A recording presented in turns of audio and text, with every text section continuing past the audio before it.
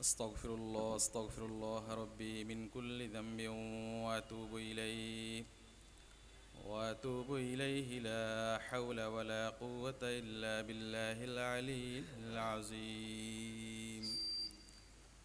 أستغفر الله العظيم الذي لا إله إلا هو الحي القيوم وأتوب إليه. رب اشرح لي صدري ويسر لي أمري واحلل عقدة من لساني يفقه قولي. ربي يسر ولا تعسر وتمم علينا بالخير.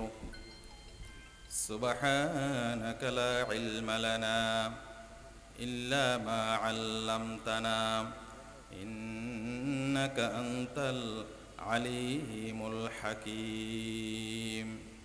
اللهم علمنا القرآن وفقهنا البيان. إن الحمد لله نحمده ونستعينه ونستغفره ونؤمن به ونتوكل عليه ونعوذ بالله من شرور أنفسنا ومن سيئات أعمالنا. من يهد الله فهو المهتد ومن يضلل فلن تجد له وليا مرشدا. وأشهد أن لا إله إلا الله وحده لا شريك له وأشهد أن سيدنا وحبيبنا ومولانا محمدا عبده ورسوله الذي أرسله الله بالحق بشيرا ونذيرا وداعيا إلى الله بإذنه وسراجا منيرا. فقد قال الله تعالى في كلامه المجيد وفرقانه الحميد: أعوذ بالله من الشيطان الرجيم. بسم الله الرحمن الرحيم.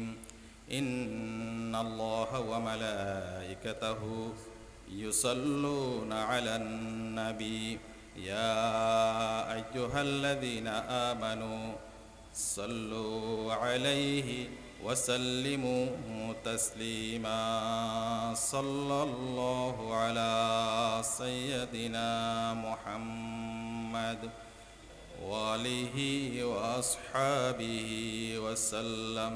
صلى الله على سيدنا محمد وآله وأصحابه وسلم.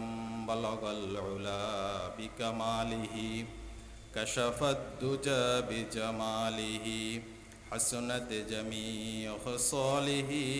صلوا عليه وآله أما بعد. বাংলাদেশের শ্রমিক আন্দোলনের ব্যতিক্রম নাম বাংলাদেশ শ্রমিক কল্যাণ ফেডারেশনের অন্তর্ভুক্ত আন্দরকিল্লা দোকান কর্মচারী ইউনিয়ন কর্তৃক আয়োজিত ঐতিহাসিক আন্দরকিল্লা শাহী জামে মসজিদ চত্বরে আয়োজিত আজকের বিশাল সিরাতুন নবী সাল্লাল্লাহু আলাইহি ওয়াসাল্লাম মাহফিলের সম্মানিত সঞ্চালক, উপস্থিত আছেন বাংলাদেশ শ্রমিক কল্যাণ ফেডারেশনের কেন্দ্রীয় সহসাধারণ সম্পাদক, চট্টগ্রাম মহানগরীর সম্মানিত সভাপতি, শ্রমিক জনতার প্রিয় মুখ শ্রদ্ধাভাজন এস.এম. লুৎফর রহমান, উপস্থিত আছেন বাংলাদেশ শ্রমিক কল্যাণ ফেডারেশনের চট্টগ্রাম মহানগরীর সম্মানিত সেক্রেটারি সাধারণ সম্পাদক, শ্রমিক নেতা জনাব মকবুল আহমদ ভূঁইয়া, কোতোয়ালি থানার সম্মানিত সভাপতি হামিদুল ইসলাম, বিভিন্ন রাজনৈতিক দলের ইসলামী আন্দোলনের নেতৃবৃন্দ, শ্রমিক নেতৃবৃন্দ, ব্যবসায়ী বন্ধুগণ, দোকান কর্মচারী, মালিক, শ্রমিক ভাইয়েরা, সাংবাদিক বন্ধুগণ, মাইকের আওয়াজ যারা শুনছেন, সম্মানিত সুধী মণ্ডলী, আসসালামু আলাইকুম রহমতুল্লাহি ওয়া বারাকাতুহু। মহান রব্বুল আলামিন ওয়াল জালালের শুকরিয়া আদায় করছি যে রব্বুল আলামিন রাত দিনের যেমন পরিবর্তন করেন, মানুষের সুখ দুঃখের পরিবর্তন তিনি করেন।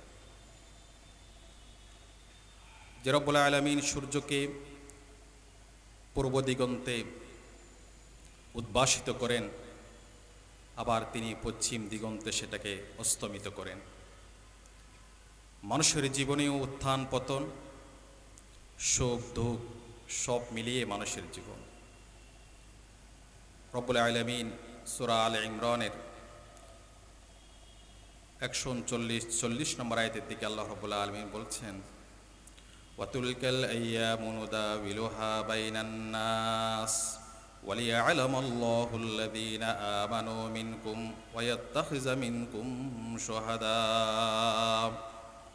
তোমাদেরকে বদরের প্রান্তরে বিজয় দিয়েছি, সংখ্যায় তোমরা কম ছিলে। উহুদের প্রান্তরে তোমাদেরকে সাময়িক পরীক্ষা করেছি, সংখ্যায় বেশি ছিলে। কাফেরদেরকে বদরের প্রান্তরে রাস্তা নাবুদ করেছি, উহুদের ময়দানে তাদেরকে সাময়িক খুশি করেছি। ইন্না ফি খালকিস সামাওয়াতি ওয়াল আরদ ওয়া ইখতিলাফিল লাইলি ওয়ান নাহার লাআয়াতিন লিউলিল আলবাব। আল্লাহ রাব্বুল আলামিন কোরআনের পরতে পরতে যারা আজকের আলোচনা শুনছেন, শোনার জন্য আসছেন, আল্লাহ প্রদত্ত নিজের দিশক্তিকে সমৃদ্ধ করার চেষ্টা করেন, চিন্তায় মগ্ন থাকেন, আল্লাহ তাদেরকে কোরআনে হাকিমের মধ্যে উলুল আলবাব হিসাবে আখ্যায়িত করেছে। বাংলায় যাদেরকে আমরা জ্ঞানী বলি, আলেম বলি, আল্লাহ তাদের জন্য কোরআনের পরতে পরতে অনেকগুলো নিদর্শন রেখে দিয়েছে। ইন্না ফি খালকিস সামাওয়াতি ওয়াল আরদ, সপ্ত আকাশের এই সৃষ্টি আর জমিন, লাআয়াতিন লিউলিল আলবাব। ইন্না ফি খালকিস সামাওয়াতি ওয়াল আরদি ওয়া ইখতিলাফিল লাইলি ওয়ান নাহার, রাত এবং দিনের পরিবর্তনের মাঝে তোমাদের জন্য নিদর্শন রয়েছে। আল্লাহর উপর ঈমানকে মজবুত করার জন্য, আমাদের ঈমানকে সুদৃঢ় করার জন্য আল্লাহ আমাদের এই প্রতিটি সৃষ্টির মাঝে আমাদের জন্য নিদর্শন রেখেছে। তারাই শিক্ষা অর্জন করবে, উলুল আলবাব তো তারাই তো জ্ঞানী। আল্লাহ নিজেই সংজ্ঞায়িত করেছেন, আমাদের পরিচয় আল্লাহ নিজেই দিয়েছেন। জ্ঞানী কারা? স্মার্টলি বক্তব্য দিতে পারলে, জ্ঞান গর্ব আলোচনা করতে পারলে, বিজ্ঞান নিয়ে আলোচনা করতে পারলে, সৃষ্টি স্রষ্টা অথবা কোনো থিওরি আবিষ্কার নিয়ে যদি কথা বলতে পারে, অনেক ক্ষেত্রে আমরা মনে করি তিনি জ্ঞানী, কিন্তু আল্লাহ নিজে জ্ঞানের সংজ্ঞা দিয়ে দিয়েছে। আল্লাযীনা ইয়াযকুরুনাল্লাহা কিয়ামান ওয়া কুউদা, যারা বসা অবস্থায়, দাঁড়ানো অবস্থায়, সুখের সময়ে দুঃখের সময়ে, যখন আপনি কোথাও বসতে পারেন, আবার কোথাও বসার সুযোগ না, দাঁড়ানো অবস্থায়, সর্ব অবস্থায় যারা আল্লাহকে জিকির করে, আল্লাহর জিকির করে, সুবহানাল্লাহি ওয়া বিহামদিহি সুবহানাল্লাহিল আযীম, সুবহানাল্লাহি ওয়া বিহামদিহি সুবহানাল্লাহিল আযীম। সর্বাবস্থায়, ব্যবসা ভালো চলছে, খারাপ চলছে, সুদিনে দুর্দিনে, পরিবারের সুসময়ে, পরিবারের দুঃসময়ে, সন্তানের অসুখ অবস্থায়, সন্তান সুস্থ থাকা অবস্থায়, দেশের সুসময়ে দুঃসময়ে, সর্বাবস্থায় যারা আল্লাযীনা ইয়াযকুরুনাল্লাহা কিয়ামান ওয়া কুউদা ওয়া আলা জুনুবিহিম ওয়া ইয়াতাফাক্কারুনা ফি খালকিস সামাওয়াতি ওয়াল আরদ, আর তারা আল্লাহর সৃষ্টিকে নিয়ে তারা গবেষণা করে, চিন্তা করে, আল্লাহ কেন এগুলোকে সৃষ্টি করেছে। এই জন্য হিন্দু, বৌদ্ধ, বিশেষ করে যারা হিন্দু ধর্ম যারা বিশ্বাস করে, সনাতন ধর্মে যারা বিশ্বাস করে, তারা হঠাৎ করে যখন বড় কোনো সাপ দেখে তারা মনে করে দিস ইজ গড, এটা মনে হয় গড, তারা সেটাকে সিজদা করে। কোনো বড় বৃক্ষ যখন পেয়ে যায় সেটাকে তারা গড মনে করে, সেটাকে সিজদা করে। তারা চন্দ্রকে গড মনে করে, চন্দ্রকে তারা সিজদা করে। তারা সূর্যকে তারা সিজদা করে, সেটাকে তারা গড মনে করে। আশ্চর্যজনক কোনো কিছু দেখলে পরে তারা মনে করে দিস ইজ গড। সনাতন ধর্মের যে সমস্ত লোক সেটাকে তারা গড মনে করে, কিন্তু মুসলমানরা সেটিকে আল্লাহর নিদর্শন মনে করে। সেটির মাঝেই তারা আল্লাহকে খুঁজে পায়। আল্লাহ বলছেন আয়াতিল লিউলিল আলবাব, সেখানে তোমাদের জন্য নির্দেশনা আছে। এই জন্য সর্বাবস্থায় আমরা আল্লাহর জিকির করব, আর আল্লাহর সৃষ্টি এবং আল্লাহর কসমোলজি, দুনিয়া, আখিরাত, পরকাল, আমি যেখানে আছি এই ভূখণ্ড, সব কিছু নিয়ে আমি ফিকির করব। আল্লাহর করব জিকির, আর আল্লাহর সৃষ্টি নিয়ে করব ফিকির। আল্লাহ সেখানে শিখিয়ে দিয়েছে। সুতরাং আমাদের এই পৃথিবীর, আমাদের সাথে আমাদের ভাই বন্ধু, পরিবার, আত্মীয় স্বজন, মা বাবা, ধন সম্পদ, ব্যবসা বাণিজ্য, আমার সুন্দর বাসস্থান, সব কিছুর সাথে আমাদের একটা সুন্দর সুসম্পর্ক আছে। পৃথিবীতে টিকে আছে একটি সম্পর্কের উপরে, একটি বন্ধন, পারিবারিক বন্ধন টিকে আছে একটি সম্পর্কের উপরে। মা বাবা, সন্তান সন্ততি, আত্মীয় স্বজন, পাড়াপড়শি, সকলের মাঝে একটি সুসম্পর্কের মধ্য দিয়ে একটি সমাজ ব্যবস্থা গড়ে ওঠে। এক সমাজের সাথে আরেক সমাজের সুসম্পর্ক, এটার মধ্য দিয়ে একটি রাষ্ট্র ব্যবস্থার গোড়াপত্তন হয়। আর ওই মানুষগুলোর মাঝে যত বেশি সুসম্পর্ক হবে, তাদের চিন্তা চেতনায় যত ঐক্যের বন্ধন তৈরি হবে, সেই রাষ্ট্রটি কিন্তু দাপে দাপে এগিয়ে যাবে। আজকের আমার আলোচনার যে বিষয়টা আমি নির্ধারণ করেছি, আমাদের এই জীবনে আমাদের পূর্বে কত জাতি কত হয়েছে, আমাদের এই জীবনটা আসলে কি? বিভিন্ন বিজ্ঞানী অথবা যারা জীবনকে নিয়ে গবেষণা করেছেন, তারা বলেছেন life is the collection of sub seconds, some moments. জীবনটা হচ্ছে কিছু সময়ের সমষ্টি। ইমাম রাজি ফখরুদ্দিন রাজি রাহিমাহুল্লাহ সূরা আসরের তফসির করতে গিয়ে তিনি বলেছেন, জীবনটা হচ্ছে ওই বরফ বিক্রেতার মতো। আপনারা দেখেছেন না, রমাদান মাসে আসরের আগ পরে করে কিছু মানুষ পানি ঠান্ডা করার জন্য বরফ বিক্রি করে, ঠিক না ভাই? আপনার তখন আমার আপনার ইচ্ছে হয় দুনিয়ার সব পানি আমি খেয়ে ফেলবো, 7 সমুদ্রের পানি দিলেও আমার এই আত্মা তৃষ্ণা মিটাবে না, মনে হয় কি না? মনে হয়। ওই বরফ বিক্রেতা ডেকে ডেকে বলছে, তোমরা আমার বরফটা একটু তাড়াতাড়ি কিনে নিয়ে যাও, কিছুক্ষণ পরে আমার বরফ যখন গলে যাবে, এই বরফের কোনো দাম থাকবে না। ঠিক আমাদের জীবনটা হচ্ছে বরফখণ্ডের মতো, বরফখণ্ডের মতো। এই জন্য আইনস্টাইন বলেছেন, তুমি সময়কে কাজে লাগাও, সময়কে তুমি কাটো, আর সময়কে তুমি যদি কাটতে না পারো, কাজে লাগাতে না পারো, একদিন সময়ও তোমাকে কাজ দিবে না। আল্লাহ রাব্বুল আলামিন কোরআনে হাকিমের মধ্যে কি বলছেন একটু শুনি আমরা। সূরা আদ-দুখানের 25 থেকে 29 নম্বর আয়াতে আল্লাহ রাব্বুল আলামিন আমাদের জীবনের পরিচয় দিয়েছেন। আল্লাহ বলছেন, কাম তারাকু মিন জান্নাতিন ওয়া উয়ুন ওয়া যুরু'ইন ওয়া মাকামিন কারীম ওয়া নি'মাতিন কানু ফিহা ফাকিহিন। তো তোমাদের পূর্বে কত মানুষ, কত বাগান চলে গিয়েছে, কর্ণ ঝর্ণা, কত শস্য, কত উচ্চ মান মর্যাদা সম্পন্ন মানুষ পৃথিবী থেকে চলে গিয়েছে। চলে যায় নাই? আমাদের পূর্বে আমাদের কত সম্মানিত মানুষগুলো ছিল, তারাও কিন্তু কবরের সাথে তাদের সম্পর্ক হয়ে গিয়েছে। কানু ফিহা ফাকিহিন, সবাই এই পৃথিবীতে সবাই সুখের মাঝে ছিল, আনন্দের মাঝে তারা ছিল। কাযালিকা ওয়া আওরাসনাহা কওমান আখরিন। আল্লাহ বলতেন তারা চলে গিয়েছে, একটা জেনারেশন চলে গিয়েছে, আর একটা জেনারেশন আসছে। আদম আলাইহিস সালাম থেকে শুরু করে আজকের দিন পর্যন্ত আমরা রুহের জগতে কিন্তু সবাই রুহমেট ছিলাম। রুহ ক্লাসমেট, যেভাবে রুহমেট ছিলাম, আমরা রুহের সঙ্গী ছিলাম।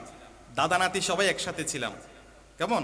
যারা দাদা হয়ে গিয়েছেন, আজকে নাতি নিয়ে এসেছেন, সবাই একসাথে, কিন্তু আসার পালাক্রমটা কিন্তু একটু ভিন্ন ভিন্ন। ওয়াকাযালিকা ওয়া আওরাসনাহা কওমান আখরিন। দাদা চলে গিয়েছে, বাবা আসছে, এরপর নাতি আসছে। আল্লাহ বলছেন একের পর এক আমি তাদের উত্থান। ফামা বাকাত আলাইহিমুস সামাউ ওয়াল আরদ। এই যে কত মানুষ চলে গিয়েছে, আসমান জমিন কেউ তার জন্য কান্না করে নাই। ওয়ামা কানু মুনজারিন। আর এই সময় কাউকে অবকাশ দেয় না। এই সময়ের মাঝে আল্লাহ রাব্বুল আলামিন বলছেন, এই পৃথিবীতে বেঁচে থাকার জন্য তোমাদেরকে আজ আমি কিছু বিষয় পরীক্ষা করার জন্য সুশোভিত করে দিয়েছি, খুব সুন্দর, কিন্তু সেটার মধ্যে তোমাদের জন্য পরীক্ষা আছে। আল্লাহ রাব্বুল আলামিন সূরা আলে ইমরানের 14 নম্বর আয়াত আল্লাহ বলছেন, زين للناس حب الشهوات من النساء والبنين والقناطير المقنطرة من الذهب والفضة والخيل المسومة والأنعام والحرث ذلك متاع الحياة الدنيا والله عنده حسن المآب। রব্বুল আলামিন আমাদেরকে জানিয়ে দিচ্ছেন, স্মরণ করিয়ে দিচ্ছেন, তোমাদের জন্য আমি সুশোভিত করে দিয়েছি, বিউটিফাইড করে দিয়েছি, তোমাদের জন্য আকর্ষণীয় করে দিয়েছে। নারীদের প্রতি আকর্ষণ, পুরুষের সাথে নারীর আকর্ষণ, বিপরীত লিঙ্গের প্রতি আকর্ষণকে আমি সুশোভিত করি, এটা আমি রব্বুল আলামিন করে দিয়েছি। ওয়াল বানিন, সন্তান সন্ততির প্রতি আকর্ষণ আমি রব্বুল আলামিন করে দিয়েছি। ওয়াল কানাতিরিল মুকান্তারা মিনাজ যাহাবি ওয়াল ফিদ্দা, রাশি রাশি সম্পদ, স্বর্ণ রৌপ্য, এগুলোর প্রতি আকর্ষণ, যে আমাদের একটি ন্যাচারাল অ্যাট্রাকশন আছে, একটা ন্যাচারাল মানে প্রাকৃতিক একটা যে ভালোবাসা আমার মন টানে সম্পদ অর্জন করার প্রতি, এটা আমি রব্বুল আলামিন তোমাদেরকে করে দিয়েছি। ওয়াল ফিদ্দা ওয়াল খাইলিল মুসাওয়ামা, এরপরে হচ্ছে ব্র্যান্ডেড হর্সেস। সেই সময়ের জন্য আল্লাহ সেই প্রেক্ষিতে বলছেন, সেই সময় ঘোড়া ছিল সে জাতির জন্য বড়ই মর্যাদাকর একটি বিষয়।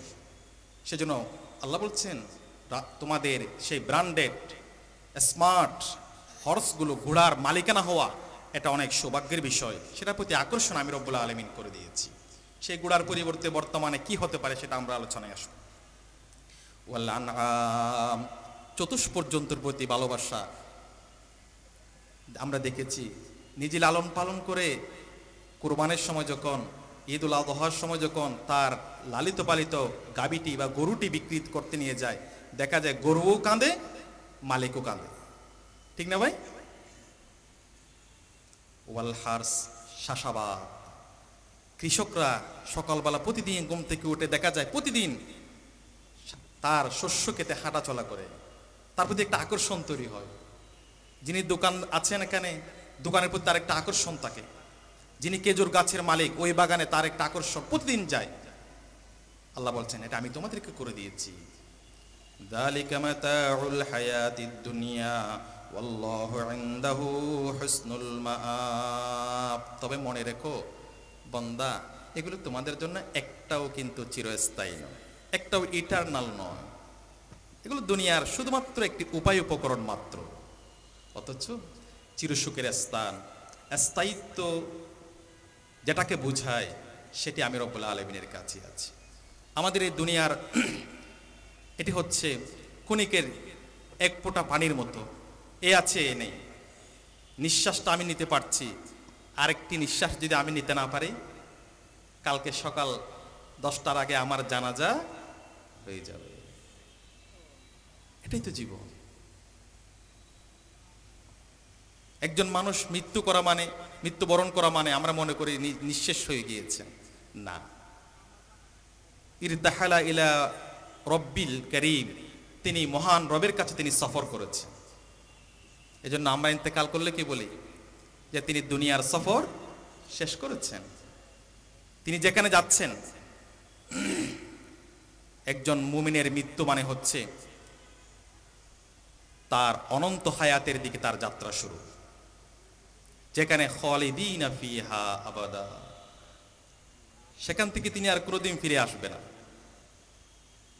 আসুন আল্লাহ রাব্বুল আলামিন এখানে কি বলছেন আমরা একটু আবার ভিতরের আলোচনার দিকে যাওয়ার চেষ্টা করি। আশা করি মনোযোগ দিয়ে শোনার চেষ্টা করবেন। এই জন্য আমরা আলোচনাগুলোর সামনে নিয়ে আসার চেষ্টা করি, যাতে করে আমরা যারা বক্তা আছি কথা বলি, কথা শোনা সহজ, কথা বলা অনেক কঠিন, অনেক কঠিন। আল্লাহর কাছে আলোচনা শুরুর আগে একটা দোয়া করেছি, রব্বি ইশরাহ লি সাদরি, আল্লাহ তুমি আমার বক্কাকে উন্মুক্ত করে দাও।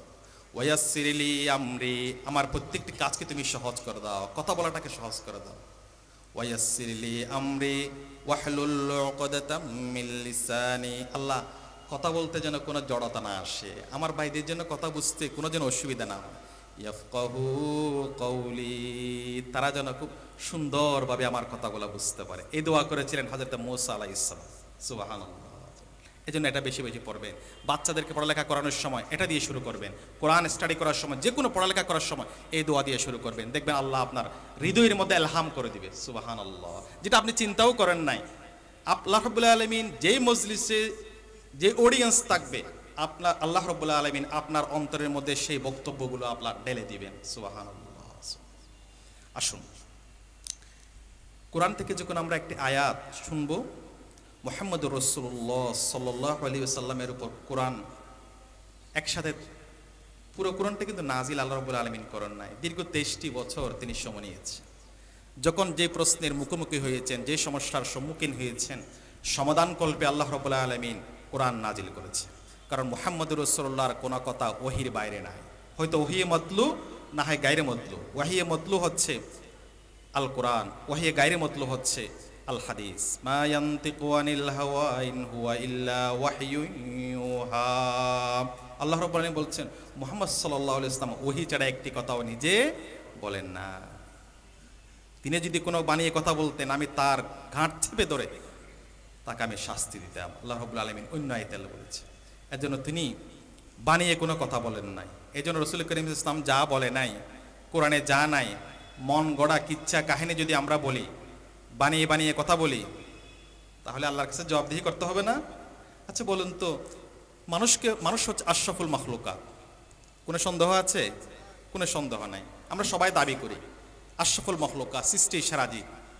সৃষ্টির সেরাজীবের জন্য আল্লাহ রাব্বুল আলামিন আমাদের জন্য দিয়েছেন শ্রেষ্ঠ নবী, সুপারম্যান অফ দ্য ওয়ার্ল্ড, মুহাম্মদুর রাসূলুল্লাহ সাল্লাল্লাহু আলাইহি ওয়াসাল্লাম। যতবার মুহাম্মদুর রাসূলুল্লাহ বলবো ততবার সাল্লাল্লাহু আলাইহি ওয়াসাল্লাম।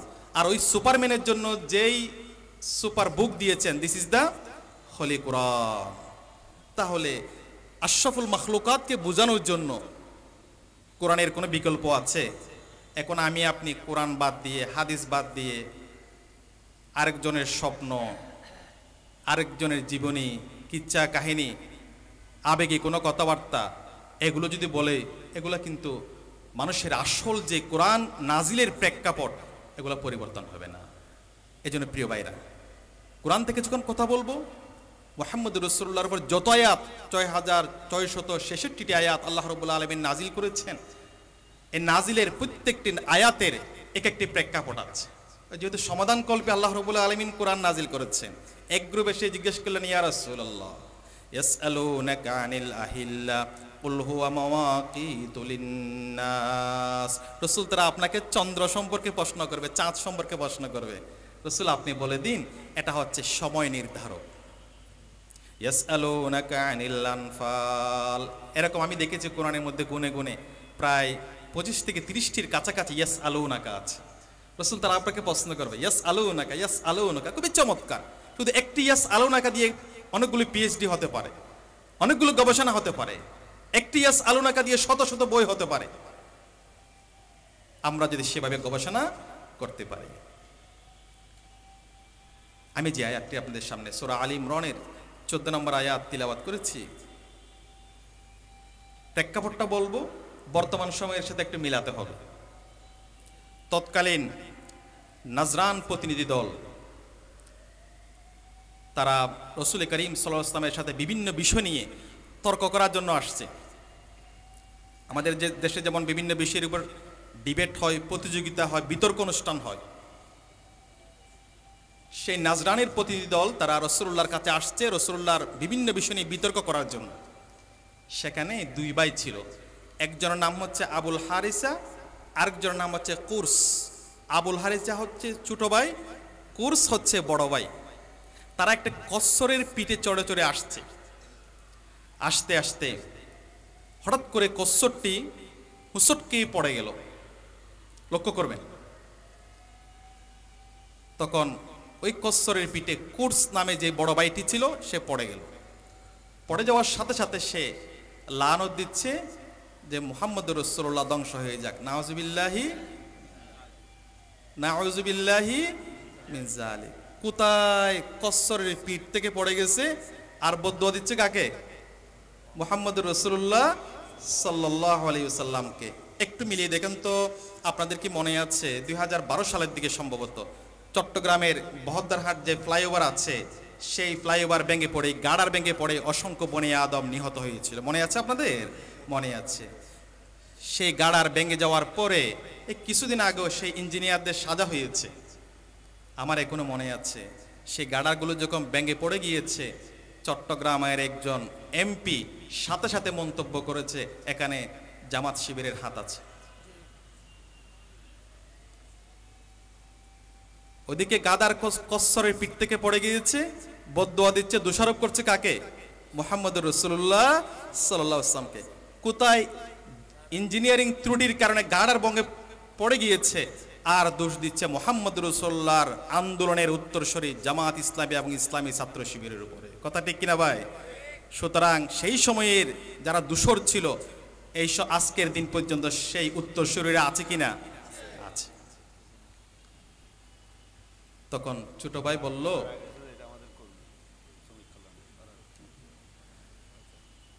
প্রিয় ভাইরা, তাহলে তখন ছোট ভাই বলল, মুহাম্মদ ধ্বংস না হোক, তুমি ধ্বংস হোক।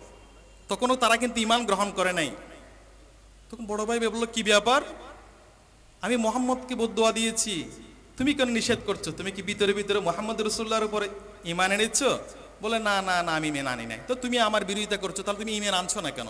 তখন তিনি বলছেন, আমি যদি ঈমান আনি, রোমান সম্রাট আমাকে যে সমস্ত সুযোগ সুবিধা দিয়ে থাকে সেগুলো থেকে আমি বঞ্চিত হব।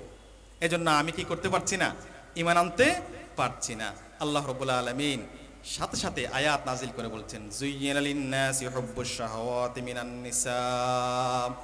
এই দুনিয়াতে তোমাদের নারীদের প্রতি আকর্ষণ, সন্তান সন্ততির প্রতি আকর্ষণ, রাশি রাশি সম্পদের প্রতি আকর্ষণ, পদ পদবীর আকর্ষণ, এগুলো চিরন্তন থাকবে। তবে এগুলোর মাঝেও যিনি সত্যিকার অর্থে এই সব কিছুকে আল্লাহর রাহে খরচ করতে পারবে, আল্লাহর জন্য কুরবান করতে পারবে, তিনি সত্যিকার মুমিন। আল্লাহ রাব্বুল আলামিন সূরা কাহফের 7 নম্বর আয়াত বলছে, ইন্না জাআলনা মা আলাল আরদি জিনাতাল লাহা লিনাবলুয়াহুম আইয়ুহুম আহসানু আমালা। এই পৃথিবীকে আমি সুশোভিত করেছি কত পত্র পল্লব, সবুজে সম্পদে সম্ভ্রমে আমাদের সুন্দর বাংলাদেশ। কথা ঠিক কিনা ভাই? আপনি যেদিকেই যান সেদিকেই গাছ উৎপন্ন হয়, সবুজ পত্র পল্লব, কত সুন্দর আমাদের এই বাংলাদেশ। খনিজ সম্পদে ভরপুর, জনসম্পদে ভরপুর। আমাদের জনশক্তিগুলো যদি আমরা জনসম্পদে পরিণত করতে পারি, দক্ষ, নীতি নৈতিকতা সম্পন্ন সৎ নাগরিক হিসেবে তৈরি করতে পারি, তাহলে আমাদের এই ক্ষুদ্র বাংলাদেশ যতই মানুষ থাকুক না কেন, এটা কিন্তু একটি উন্নত রাষ্ট্রে পরিণত হবে। শুধুমাত্র রাষ্ট্রের নেতৃত্ব পর্যায়ে যারা থাকবেন তাদের সৎ সাহস দরকার, তাদের মধ্য থেকে দুর্নীতি দূর করা দরকার, দেশের প্রতি ভালোবাসা দরকার। তাহলে পরে আমাদের দেশ ইনশাআল্লাহ এগিয়ে যাবে। আল্লাহ রাব্বুল আলামিন সূরা মুলকের 2 নম্বর আয়াত আল্লাহ বলছেন, আমাদের সকলের কাছে মুখস্থ আছে, আল্লাযী খালাকাল মাউতা ওয়াল হায়াতা লিয়াবলুয়াকুম আইয়ুকুম আহসানু আমালা। আল্লাহ রাব্বুল আলামিন এই সুন্দর পৃথিবীর আমাদেরকে আগে মৌতের কথা বলছেন, স্মরণ করে দিচ্ছেন, বান্দা তুমি কি মনে করেছো এই পৃথিবীতে চিরদিন তুমি থাকবে? এজন্য আগে জীবনের আগে মৃত্যুর কথা স্মরণ করে দিচ্ছে, মৃত্যুর আগে জীবনের আগে মৃত্যুর কথা স্মরণ করে দিচ্ছে। আল্লাযী খালাকাল মাউতা ওয়াল হায়াত লিয়াবলুয়াকুম। তোমাদেরকে কেন তৈরি করেছি জানো? জানো স্কুলে কেন পাঠিয়েছি, ইউনিভার্সিটিতে কেন পাঠিয়েছি, বিশ্ববিদ্যালয়ে কেন পাঠিয়েছি, মাদ্রাসায় কেন পাঠিয়েছি জানো? সেখানে তোমাকে পড়ালেখা করতে হবে, সুন্দর করে ক্লাস অ্যাটেন্ডেন্স দিতে হবে, তারপরে ধাপে ধাপে সেমিস্টার ইয়ারলি যে এক্সামগুলো হবে সেগুলো তোমাকে ফেস করতে হবে। আর সেখানে ভালো প্রিপারেশন নিয়ে যদি তুমি পরীক্ষা দিতে পারো, সেখান থেকে একটা সুন্দর সার্টিফিকেট নিয়ে আসতে পারো, তাহলে তুমি রাষ্ট্রের সম্পদে পরিণত হবে, একজন তুমি গ্লোবাল সিটিজেন হতে পারবা, তুমি ইন্টারন্যাশনাল একজন সিটিজেনে পরিণত হতে পারবা, নাগরিকে পরিণত হতে পারবা। তখন তুমি তোমার পরিবারের জন্য, তোমার সমাজের জন্য, রাষ্ট্রের জন্য তুমি সম্পদে পরিণত হতে পারবা। তাহলে পরীক্ষায়, বিশ্ববিদ্যালয়ে পরীক্ষা আছে, স্কুলে পরীক্ষা আছে, তাহলে এই বিশ্ব ব্রহ্মাণ্ডে 60-70 বছরের হায়াতের জন্য পরীক্ষা থাকবে না? মুমিনের কোনো একটি সেকেন্ডও পরীক্ষার বাইরে নয়। এই জন্য আল্লাহ রাব্বুল আলামিন কত চমৎকার করে সূরা দাহরের মধ্যে বলেছে, হাল্লা তাআলা লিনসানি হিনুম মিনাদ দাহরি লাম ইয়াকুন শাইআম মাযকুরা। বান্দা তুমি কি একটু চিন্তা করে দেখেছো, এই যে আজকে 60 বছর কারো বয়স, কারো বয়স 40 বছর, কারো বয়স 30, কারো বয়স 20, কেমন? এই যে আমাদের একটু চিন্তা করে যদি আমরা দেখি 100-150 বছর আগে আমরা আমাদের কারো নাম কি এই পৃথিবীতে জিকির ছিল? বাংলাদেশ সরকারের কোথাও আমাদের এনআইডি ছিল? যদিও আমাদের এনআইডি কোথায় আছে? আল্লাহর কাছে আছে। কিন্তু বাংলাদেশে 100 বছর আগে এখানে আমাদের কারো এনআইডি কোথাও আমাদের নাম লিপিবদ্ধ ছিল না। আল্লাহ বলছেন লাম ইয়াকুন শাইআম মাযকুরা ইন্না খলাকনাল ইনসানা মিন নুতফাতিন নামশাজিন নাবতালি ফাজআলনাহু সামিআম বাসীরা। এরপর আমি তোমাকে তোমার মা বাবার জীবন কণা থেকে তোমাকে আমি সৃষ্টি করেছি, দুনিয়াতে এসেছি, আস্তে আস্তে বড় হয়েছি, বুদ্ধি বেড়েছে, বয়স হয়েছে, আকেল বালক হয়েছি। ফাজআলনাহু সামিআম বাসীরা। আল্লাহ বলছেন তোমাকে কান দিয়েছি, শ্রবণ শক্তি দিয়েছি, তোমাকে দৃষ্টি শক্তি দিয়েছি। আর আর শ্রবণ শক্তি আর দৃষ্টি শক্তি হচ্ছে তোমাদের পরীক্ষার মাধ্যম। প্রিয় ভাই বন্ধুগণ, দেখেন আপনি যা শুনবেন তা ব্রেন ওয়ার্ক করে, যা দেখেন তা ব্রেন ওয়ার্ক করে। একটি পরিকল্পনা আপনি নেন, তারপর সেটাকে আস্তে আস্তে পরিপূর্ণতার দিকে নিয়ে যান। কথা ঠিক না? প্রথমে পরিকল্পনা নেওয়ার আগে আপনাকে দেখতে হবে, না হয় শুনতে হবে। পরিকল্পনা থেকে পরিপূর্ণতায় আপনি নিয়ে যাওয়ার চেষ্টা করেন। এই জন্য প্রিয় ভাই বন্ধুগণ, এই দুনিয়ার হায়াতের ভিতরে প্রথম যে কথাটি সেটি হলো নারীদের প্রতি আকর্ষণ। আল্লাহ রাব্বুল আলামিন আমাদের মাদের প্রতি আমাদের আকর্ষণ, স্ত্রীদের প্রতি আমাদের আকর্ষণ। রাসূল করিম সাল্লাল্লাহু আলাইহি ওয়াসাল্লাম বলছেন, নাসাই শরীফের 3940 নম্বর হাদিস, তিনি বলছেন হুব্বিবে ইলাইয়া মিন দুনিয়াকুম আন-নিসা ওয়াত-তাইব। এই দুনিয়াতে কিছু জিনিস আমার প্রতি খুবই আকর্ষণ, তোর মধ্যে একটা হচ্ছে সতী সাধ্বী নারী আর হচ্ছে সুগন্ধি, আমার কাছে প্রিয়। জুইলাত কুররাতু আইনি ফিস সালাত। আর আমার চোখের প্রশান্তি হচ্ছে নামাজের মধ্যে। সুবহানাল্লাহ, সুবহানাল্লাহ। অনেক সময় আমরা হিসাব নিকাশ নামাজে করি, আর রাসূলুল্লাহ বলছেন আমার হৃদয়ের চোখের প্রশান্তি হচ্ছে সালাত, সালাত। এরপরে আল্লাহ রাসূল সাল্লাল্লাহু আলাইহি ওয়াসাল্লাম দোয়া করছেন, বলছেন কলবুন শাকিরুন, প্রশান্ত শুকরিয়া আদায়কারী আত্মা। যা খেয়েছেন আলহামদুলিল্লাহ, লবণ কম হয়েছে আলহামদুলিল্লাহ, জাল বেশি হয়েছে আলহামদুলিল্লাহ। এটা বলতে পারা অনেক কঠিন, ঠিক না? দাওয়াতে গিয়েছেন, বেচারা অনেক কষ্ট করে আমাদেরকে খাওয়িয়েছে, আসার সময় বলে একটু লবণ কম হয়ে জাল বেশি হয়েছে। প্রথমে বলবেন আলহামদুলিল্লাহ, আল্লাহ যা রিজিকে রেখেছে তা খেয়েছি। কলবুন শাকিরুন, অর্থ বৈভব যা আছে আল্লাহর শুকরিয়া আদায় করতে হবে। হযরত আলী রাদিয়াল্লাহু তাআলা আনহু ইরশাদ করছেন, মুমিন কারা? মুমিনের পরিচয় দিচ্ছেন আর রিদা বিল কলিল, যিনি অল্পে তুষ্ট থাকেন, ওয়াল আমালু বিত তানজিল, যিনি কোরআন অনুযায়ী আমল করেন, ওয়াল খাউফু বিল জালিল, আর যিনি মহান রব্বুল আলামিনকে ভয় করেন। আলী রাদিয়াল্লাহু তাআলার কথাগুলো কত চমৎকার দেখছেন।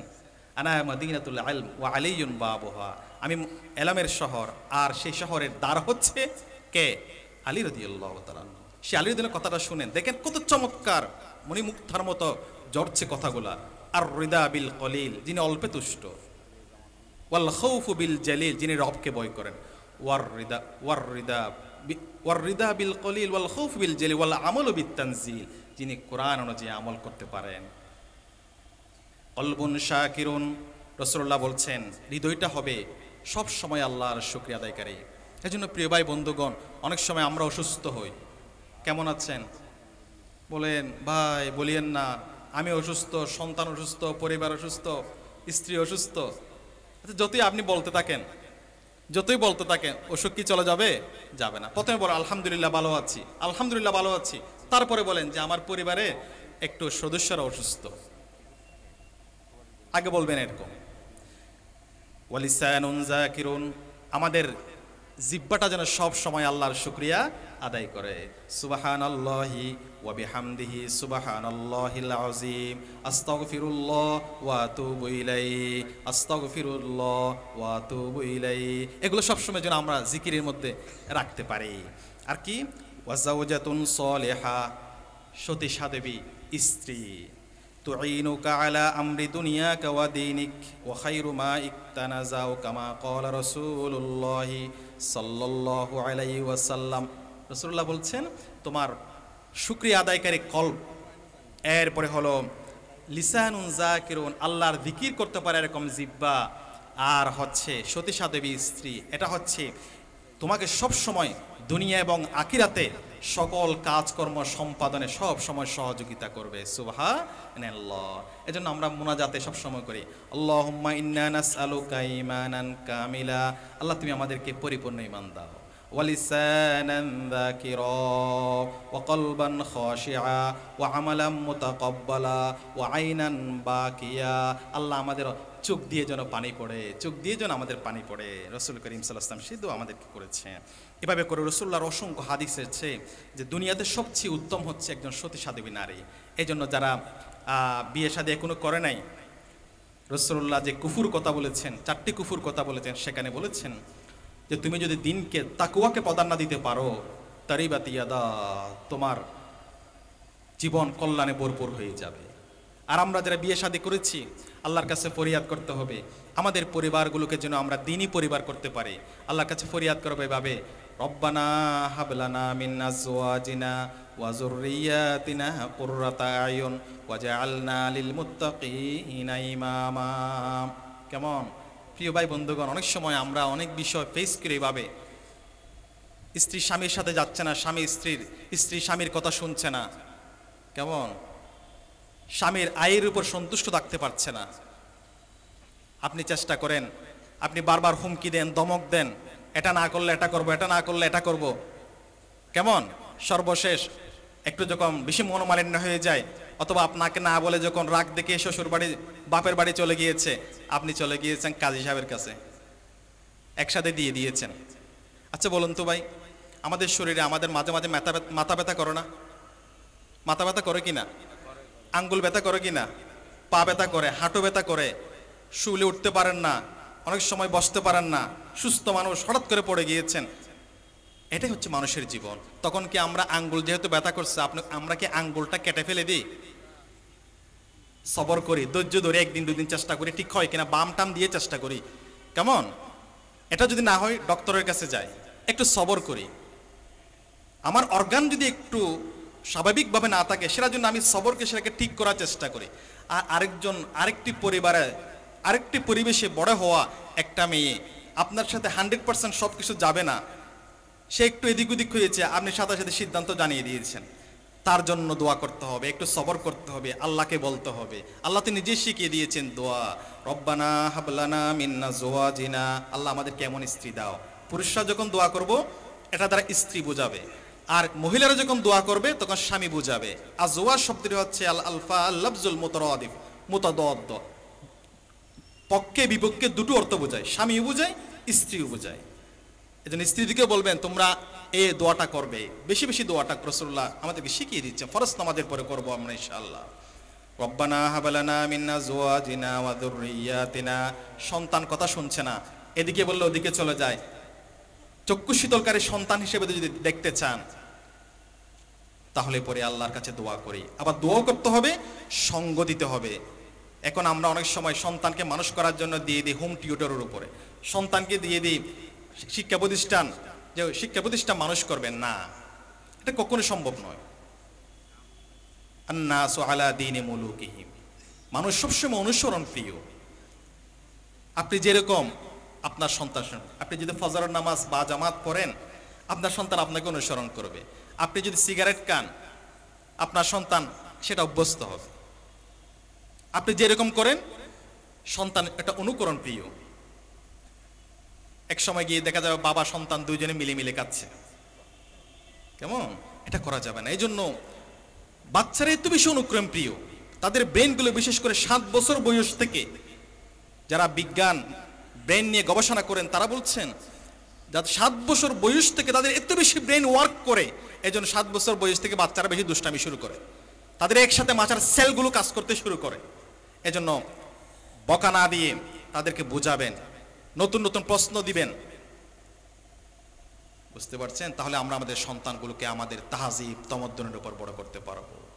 প্রিয় ভাই বন্ধুগণ, সমুদ্র কো খোঁজা মে বর দেনা, সমুদ্রকে পাত্রের মধ্যে নিয়ে আসলে যে অবস্থা, কোরআন থেকে কথা শুরু করে নির্দিষ্ট সময়ের মধ্যে শেষ করা খুবই কঠিন, খুবই কঠিন। আসুন, সে আল্লাহ রাব্বুল আলামিন এই যে সন্তান সন্ততি, স্ত্রী, এগুলো আমাদের জন্য যেমন জান্নাতের উসিলা, আবার এগুলো আমাদের অনেক সময় পথ চলার, সুন্দর পথে চলার বাধা হয়ে দাঁড়ায়, ব্যারিকেড হয়ে দাঁড়ায়।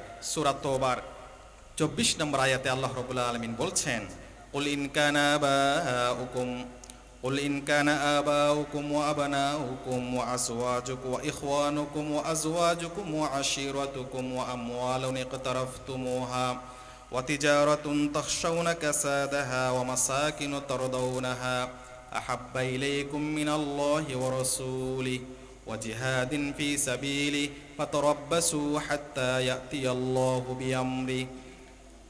আল্লাহর পথে চলার, আল্লাহ রাসূল সাল্লাল্লাহু আলাইহি ওয়াসাল্লাম এবং জিহাদ ফি সাবিলিল্লাহ পথে 8টি ব্যারিকেডের কথা বলেছেন।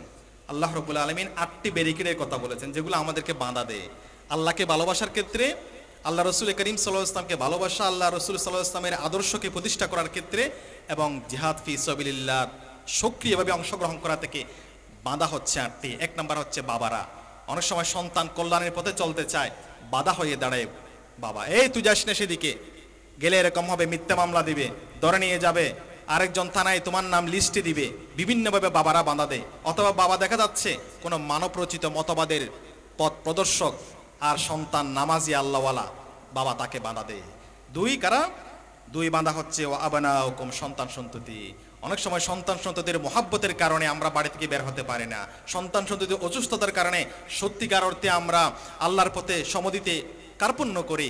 অথবা সন্তান সন্ততিকে মানুষ করার জন্য, আমি এমন মানুষকে দেখেছি খুব ভালো মানুষ, কিন্তু বলল একটু চেষ্টা করেন আমার ছেলেটাকে একটু এসআই যদি করে নিতে পারে, অথবা বন্দরে যদি চাকরিটা হয় যত টাকা লাগে তত টাকা দিব। যে লোক জীবনে অন্যায় আবদার বা অন্যায় লেনদেন করে নাই, সন্তানের জন্য অন্যায় লেনদেন করতেও রাজি আছে। একজন লোক আমাকে ধরেছিল, বলে চট্টগ্রাম কলেজে একটু আমার ছেলেটাকে যদি একটু হোস্টেলে দিতে পারেন, যত টাকা লাগে তত টাকা দেব।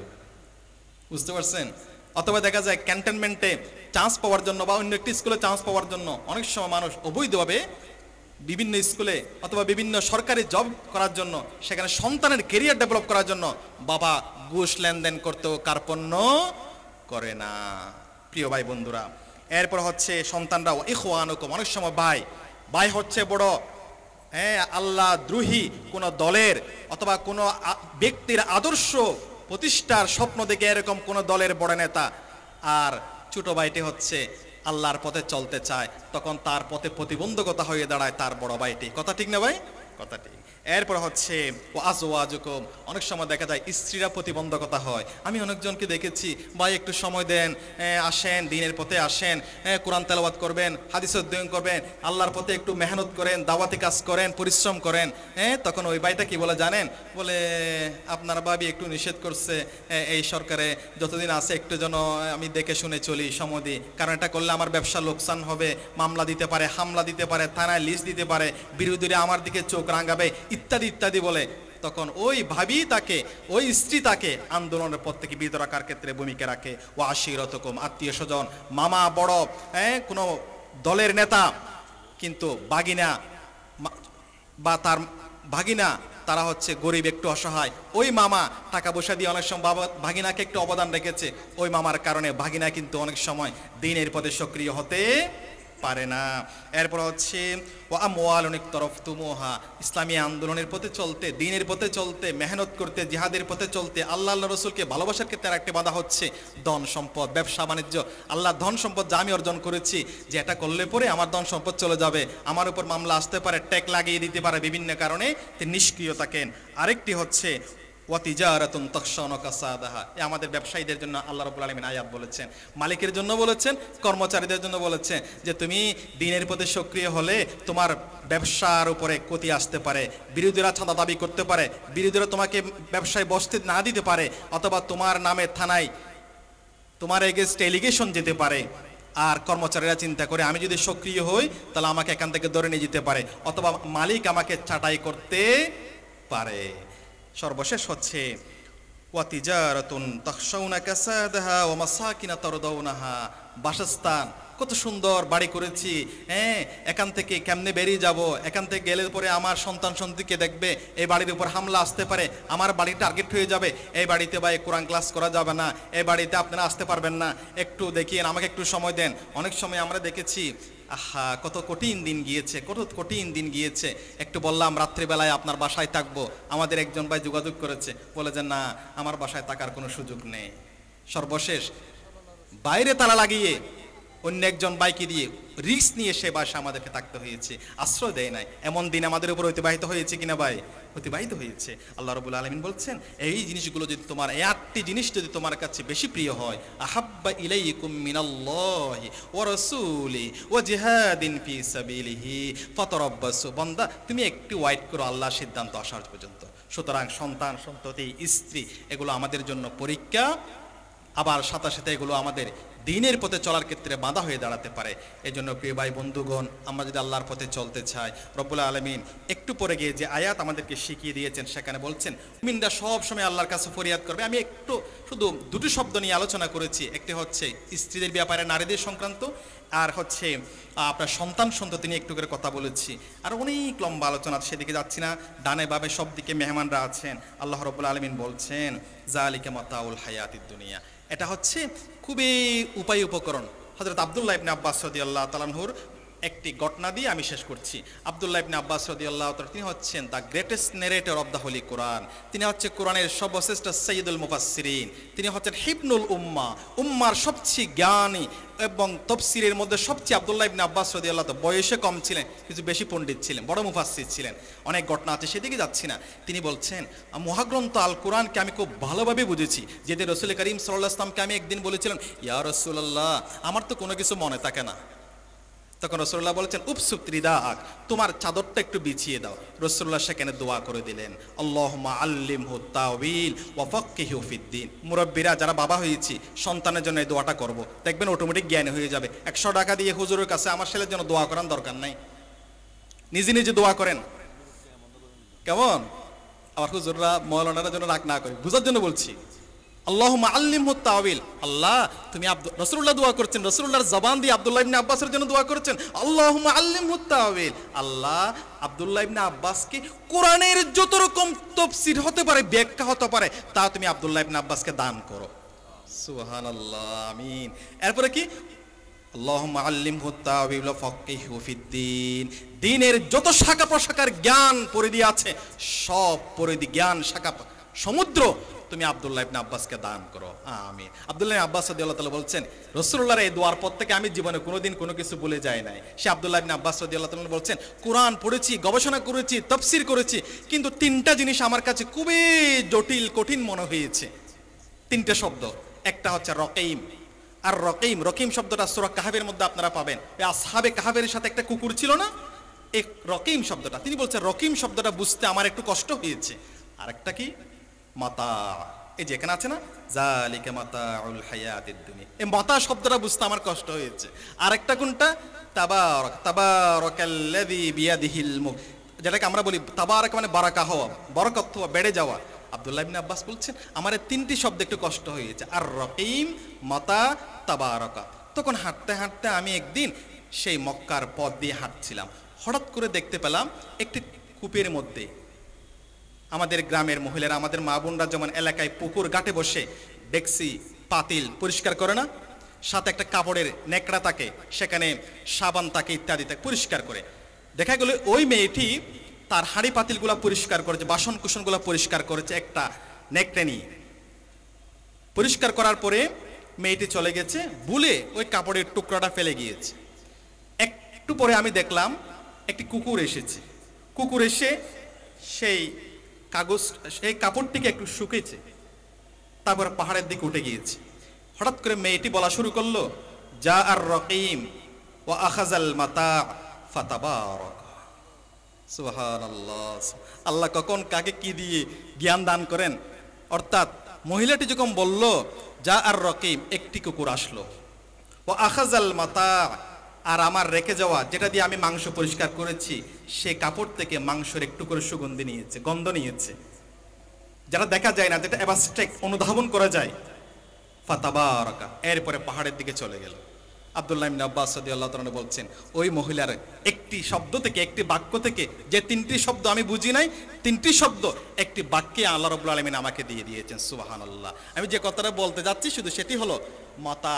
মাতা শব্দের অর্থ হচ্ছে, আল্লাহ বলছেন এই যে তোমাকে এত কিছু জিনিস দিয়েছি, স্ত্রী দিয়েছি, পুত্র দিয়েছি, রাশি রাশি সম্পদ দিয়েছি, তুমি যদিও মনে করছো সব দেখা যায়, আসলে সেগুলো হচ্ছে ওই কুকুর যেমন নেকড়ে থেকে সামান্য পরিমাণে একটু গন্ধ নিয়েছে, দেখা যায় নাই, এই দুনিয়ার সব কিছু হচ্ছে এরকমই। আল্লাহ রাব্বুল আলামিন আমাদেরকে, আপনাদেরকে সত্যিকার অর্থে এই পরীক্ষাগুলোর জন্য আমরা উত্তীর্ণ হতে পারি। আপনি নৌকায় উঠেছেন, আপনি যদি চিন্তা করেন আমি চলতে চলতে নৌকাটা একটু করে ফুটো করে দিই, নৌকায় উঠেছেন, নৌকাটা যদি পানি যখন নৌকার উপরে উঠবে কেউ বেঁচে থাকতে পারবে না।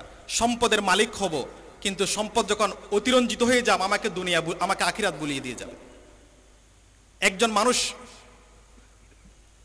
1 মিনিট ডুব দিয়ে পানির মধ্যে থাকতে পারে, তাহলে তার কাজ হবে ডুব প্রতিযোগিতায় 30 সেকেন্ড ডুবতে হবে, 30 সেকেন্ড উঠার জন্য কি রাখতে হবে? সময় রাখতে হবে। তিনি কি করেছেন? 1 মিনিট পুরোটাই ডুবতেছেন, 1 মিনিট শুধু পুরোটাই পানির মধ্যে ডুব দিয়েছেন, তাহলে উনি কি সেখান থেকে আর জীবিত উঠতে পারবেন? পারবেন না। এই জন্য প্রিয় ভাই বন্ধুগণ, ধন সম্পদ অর্জন করব, সেটা যেন ওই ডুব দেওয়ার মতো না হয়, এমনভাবে ডুব দিয়েছি সম্পদ অর্জন করার জন্য যেখান থেকে আর আখিরাত খুঁজে পাওয়া সম্ভব হবে না। আল্লাহ আমাদেরকে, মুমিনের সত্যিকার মুক্তি হচ্ছে পরকালীন মুক্তি, আর পরকালীন মুক্তির জন্য এই দুনিয়াকে সুন্দরভাবে যেন আমরা থাকতে পারি, আল্লাহওয়ালা হিসাবে, দিনদার হিসাবে, মুজাহিদ ফি সাবিলিল্লাহ হিসাবে বেঁচে থাকতে পারি। আল্লাহর কাছে তৌফিক কামনা করে আমার কথা শেষ করছি। ওয়া মা তৌফিকি ইল্লা বিল্লাহ, আলাইহি তাওয়াক্কালতু ওয়া ইলাইহি উনীব। সুবহানাল্লাহি ওয়া বিহামদিক, আশহাদু আল্লা ইলাহা ইল্লা আনতা, আস্তাগফিরুকা ওয়া আতুবু ইলাইক। আসসালামু আলাইকুম ওয়া রাহমাতুল্লাহি ওয়া বারাকাতুহু।